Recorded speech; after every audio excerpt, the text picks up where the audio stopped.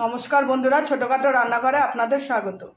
আজকে আমি বানাবো মৃগেল মাছের তরকারি। রেসিপিটা আপনারা দেখতে থাকুন কিভাবে বানাই। কোনোদিন এই মাছটা খাইনি, এই প্রথম মৃগেল মাছ রান্না করব। অনেকে বলে এই মাছটা দেখতে অনেকটা পোনা মাছের মতো দেখতে হয়, বাটা মাছের মতো লাগে দেখতে। এদিকে কেটে নিয়েছি আলু লম্বা লম্বা করে, আর এদিকে মাছে দেবো আদা, পেঁয়াজ, রসুন আর টমেটো। তাহলে রেসিপিটা আপনারা দেখতে থাকুন কিভাবে রান্না করি।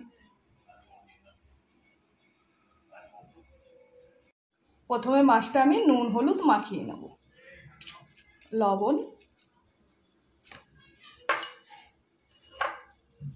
আর হলুদ মাখিয়ে নেব।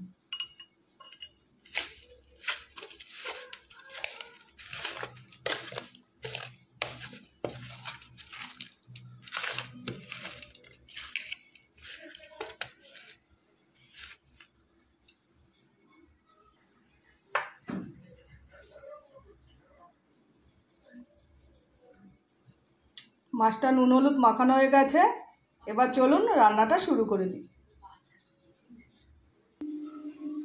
গরম কড়াইতে দিয়ে দেবো আমি মাছ ভাজার জন্য তেল।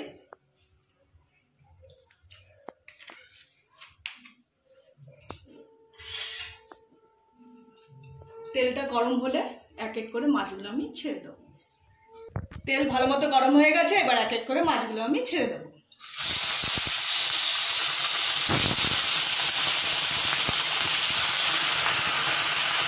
মাছটা উল্টে নেব।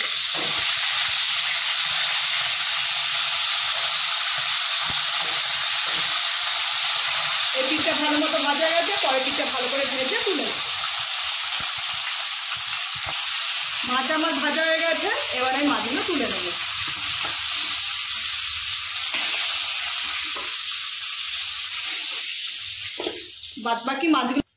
বাদবাকি মাছগুলো ওই তেলেই ভেজে নেব।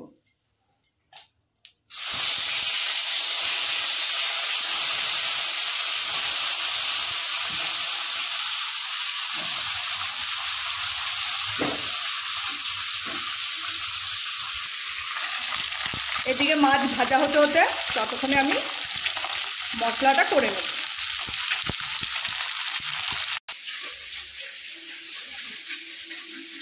মশলাটা বেটে নেব। বাদবাকি মাছগুলো ভাজা হয়ে গেছে, এবার তুলে নেব।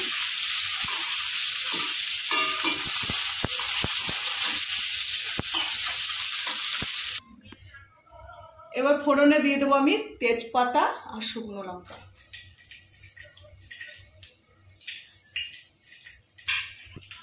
এবার আমি কেটে রাখা আলুগুলো ভেজে নেব। আলু হালকা ভেজে, আলু আর তুলবো না, একসাথে মশলা কষিয়ে নেব।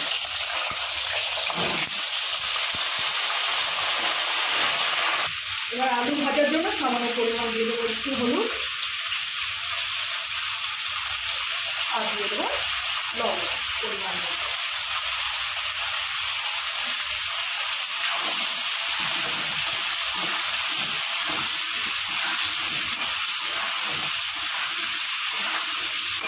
আলুটা একটু লাল লাল করে ভাজা হয়ে গেলে তারপর দিয়ে দেবো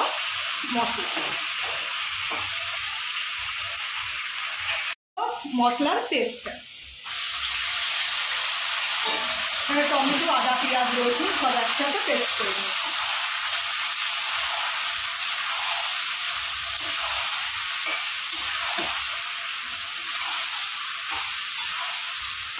সমস্ত মশলাগুলো একটু কষিয়ে নেব, তারপর জিরে গুঁড়ো, লঙ্কার গুঁড়ো আর একটু মিট মশলা দিয়ে কষিয়ে নেব।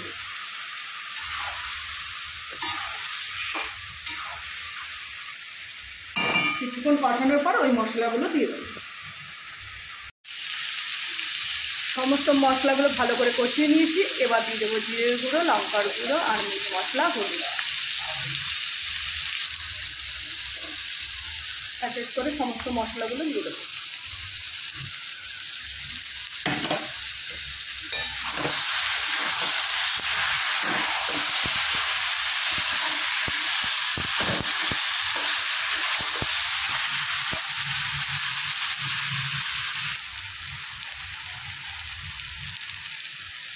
মশলা ভালো মতো কষিয়ে নিয়েছি, আর একটু কষিয়ে পরিমাণ মতো জল দিয়ে দেবো। আর মশলার সাথে একটু সামান্য পরিমাণ মিট মশলাতে কষালে না ঝোলটাও টেস্ট হয় বেশি, সেটা আপনারা দিলেও পারেন, না দিলেও পারেন। বন্ধুরা, মশলা আমার কষানো হয়ে গেছে, এবার দিয়ে দেবো পরিমাণ মতো জল।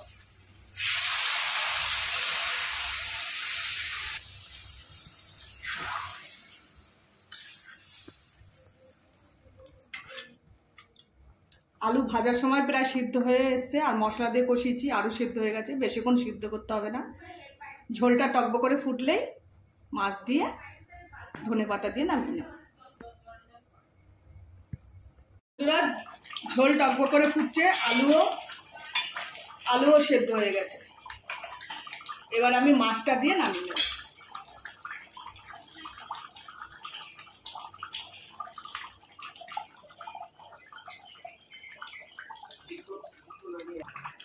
বন্ধুরা, মাছ দিয়ে টকবক করে একটু ফুটিয়ে দিয়েছি, এবার নামানোর আগে দিয়ে দেবো কুচনো ধনেপাতা।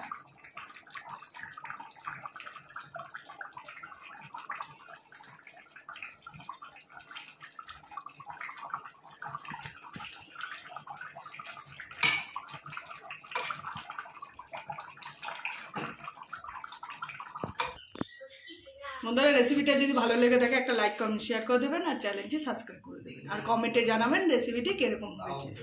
নমস্কার।